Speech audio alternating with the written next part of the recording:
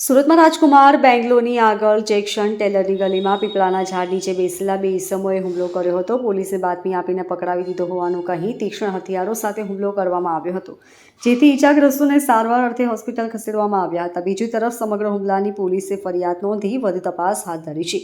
ફરિયાદ આપનાર સરફુદ્દીન ઉર્ફે હાજી લંગડા અઝીઝ શેખે કહ્યું કે હું અને મારો ભાણો આસિફ ખાન ભેસાનથી ભાગળમાં કરિયાણાની દુકાનનો સામાન લેવા ગયા હતા, જ્યાં અમુક સામાન માટે થોડી રાહ જોવાની હોવાથી ઝાડ નીચે બેઠા હતા. તે દરમિયાન અજુબુબા ઉર્ફે કાલિયા અને નૈયા ઉર્ફે કાકા તથા અજાણ્યા આવીને તીક્ષ્ણ હથિયાર બતાવવાની સાથે સાથે પોલીસમાં કેમ બાતમી આપી તેમ કહી હુમલો કર્યો હતો. ટીકા પાટુના માર મારતાની સાથે સાથે કપડાં પણ ફાડી નાખ્યા હતા. જો કે લોકો ભેગા થઈ ગયા હતા, જેથી હુમલાખોરોએ કહ્યું કે ફરી જો નવસારી બજારમાં દેખાયો તો તમારું મર્ડર કરી નાખીશું. ધમકી આપીને તેઓ નાસી ગયા હતા. બાદમાં 100 નંબર પર ફોન કર્યો હતો. કપડાં પણ હુમલાખોરોએ ફાડી નાખ્યા હતા. અમે ડરના માહોલમાં જીવી રહ્યા છીએ, જેથી પોલીસ પાસે માત્ર એટલી જ માંગ છે કે અમને રક્ષણ આપવામાં આવે તથા હુમલાખોરો સામે આકરી કાર્યવાહી થાય તેવી સોહેલ ઓસિફ ખાને માંગ કરી હતી.